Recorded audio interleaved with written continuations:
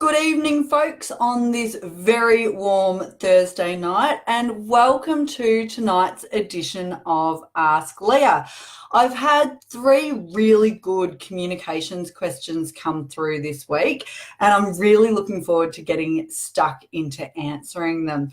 Before I do, though, I just want to let you know that there's been some more articles and studies posted this week about the importance of soft skills for future success. There was an article in some of the newspapers about artificial intelligence and how the rise of technology actually means that the best way we can protect our roles into the future is to drill down into our soft skills. The really interesting thing about the article that I read, it interviewed people like someone from Deloitte, people from Australian universities, who all said the same thing, that, you know what, our education system has neglected soft skills for a while, and if we're not careful, we're going to pay the price. So, yay.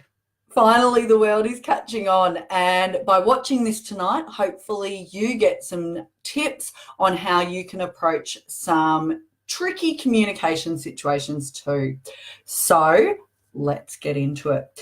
The first question tonight came in on one of my social media posts, and it was how to get someone to communicate with you when you seem to be the one doing all the talking, and whether it's your partner, a family member or friend, they're not much of a communicator. Let me say, I've been in this position many times. I'm sure it comes as no surprise because I like to talk things through. I like to communicate, and not everyone around me does. So the short of it is you can't make other people communicate with you as much as we would love to be able to do that sometimes. However, what you can do is create an environment where people are more likely to communicate more with you. And let me give you a few hints on how to do that. The first one has to do with how you take feedback. Because here's the thing, you might whinge to your partner that, you know, they never communicate, and what are they thinking, and what are their thoughts on something in particular. And then they finally open up and respond to us, and we don't like what they say, and we jump down their throat and get defensive. Hi, Hannah and Rach. So the way we take feedback is really important. Sometimes you won't like the feedback someone gives you, but if you're wanting them to open up and communicate more, you need to show some restraint and not get defensive straight away. And what I encourage you to do is get really curious. So if your partner finally opens up and says, well, I think this, and you just want to go, I can't believe you think that. Instead, take a deep breath and get curious. Say, oh, okay, that wasn't my intention. Can you tell me what it is about my behavior that's made you think that way?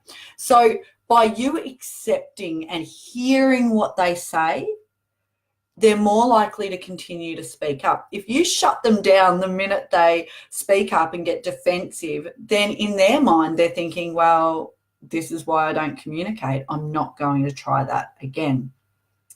Another thing that you can do, and hi, Kelly and Penny, another thing that you can do to encourage a partner, or again, someone who doesn't like to communicate, to talk more openly with you, is to give them what's in it for them. They need to see the benefit of communicating. And again, if they're just getting shut down, they're not going to see that benefit.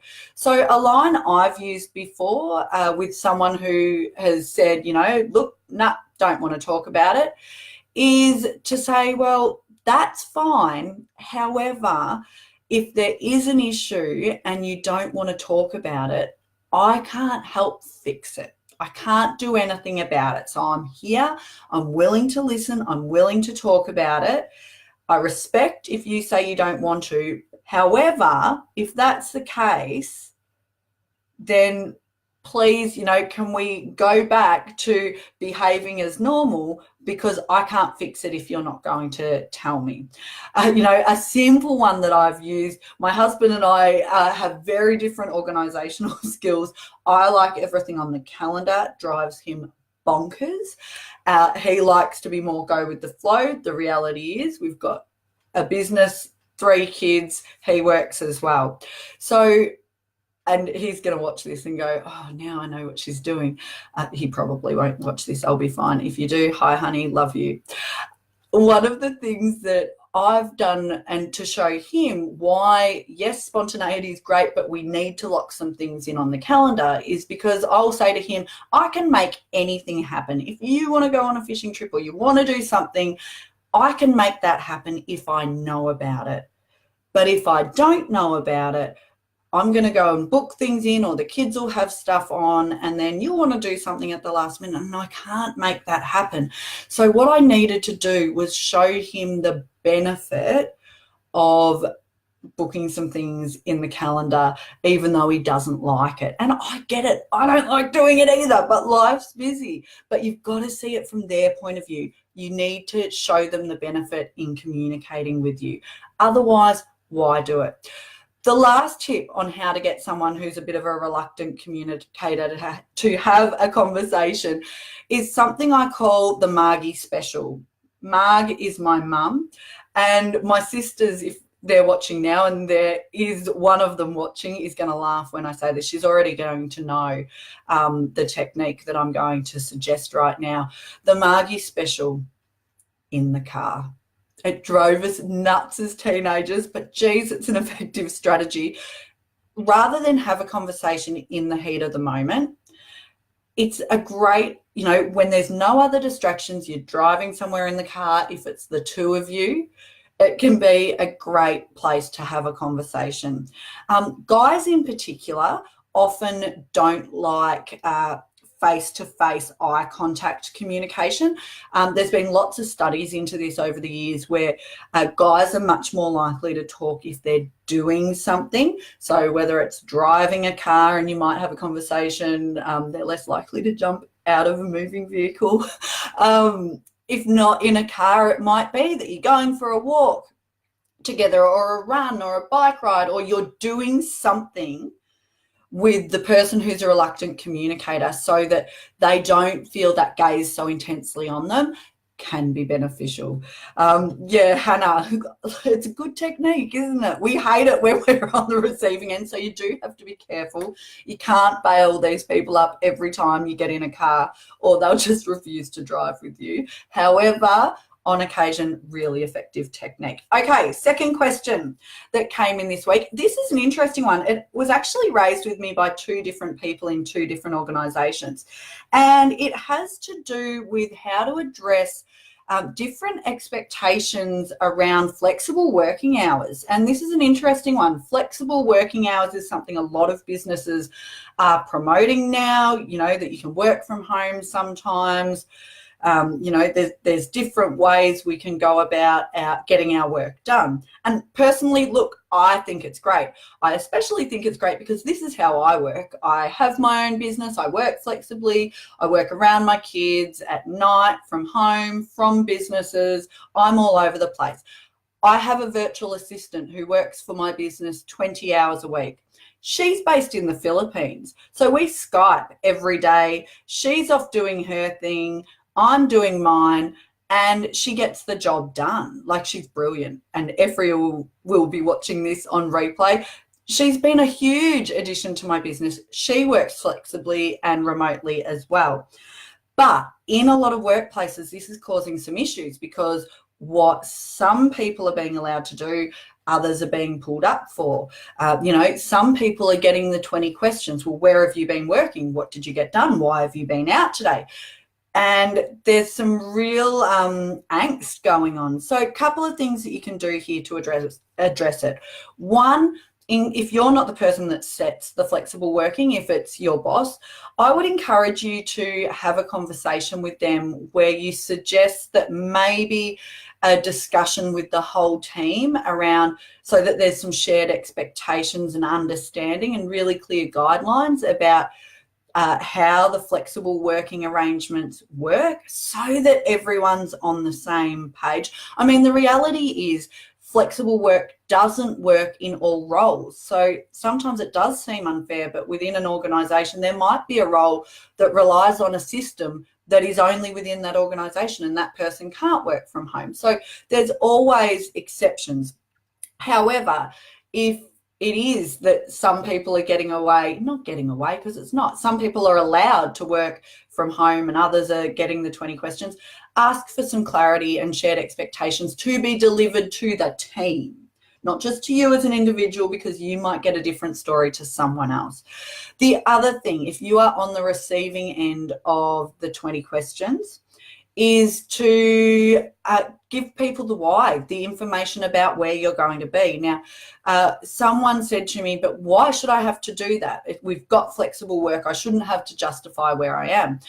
Here's the thing, you don't have to justify, but we as humans like the why. We want to understand what's going on and where people are. It's not just because people are busybodies. It actually makes other people's jobs easier. I know I used to hate it when someone I worked with was often going out to meetings or appointments and they just got up and left and didn't tell anyone. And then someone would come into the office looking for them and they'd come up to me and say, oh, right, where's such and such? And I'd have to say, I don't actually know. They'd respond with, well, when are they going to be back? Me. Again, I'm not really sure.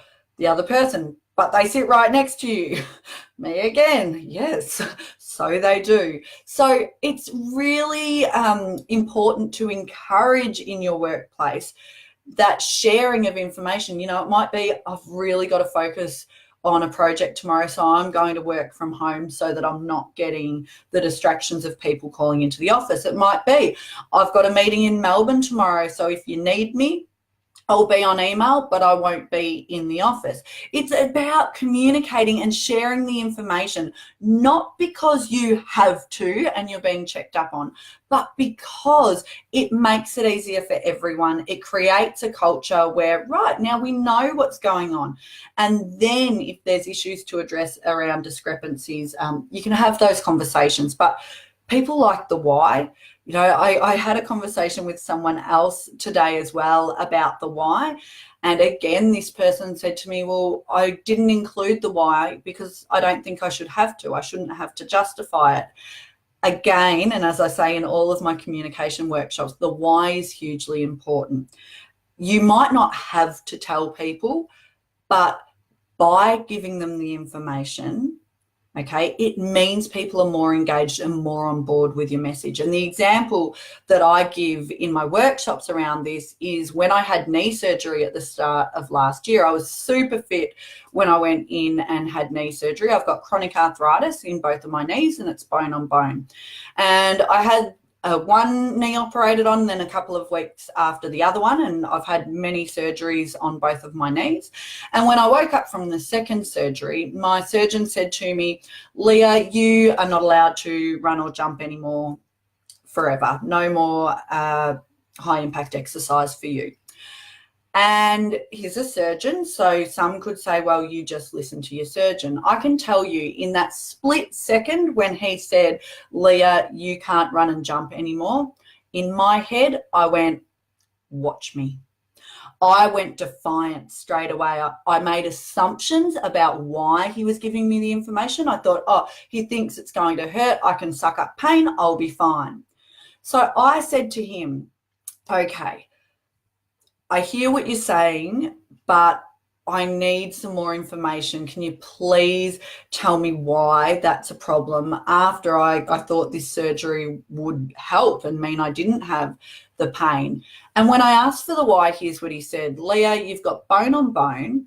Your knees are already very damaged. If you keep doing high impact exercise, you're going to further damage your knees, be in a world of trouble, need knee replacements before you're 40. With current technology, you can have 2 in your lifetime and they last for 10 years. So you keep doing high impact exercise, miss, and you're in a world of trouble. Suddenly, I went from defiant, watch me, to actually really good advice. So again, did he have to give me the why? No, he can just say, Leah, don't do this. However, my response changed entirely when I understood the why. So give people the why. Last question that came in tonight is a good one coming into the holiday period. It's a good one at any time though. And it came from someone who said, how do I communicate with my sister who's a gossip and believes that her assumptions are true? And this is a tricky one. Family relationships and communication can always be tricky, and a lot of it does depend on the relationships that you have with your family. I'm the eldest of 4 girls. My family's incredibly close, and we will call each other out if someone is out of line. My siblings and parents call me out when I need it, and I need it sometimes. And I do the same to them. And it works because we've got that sort of relationship, but not everyone does. So what can you do? A few things.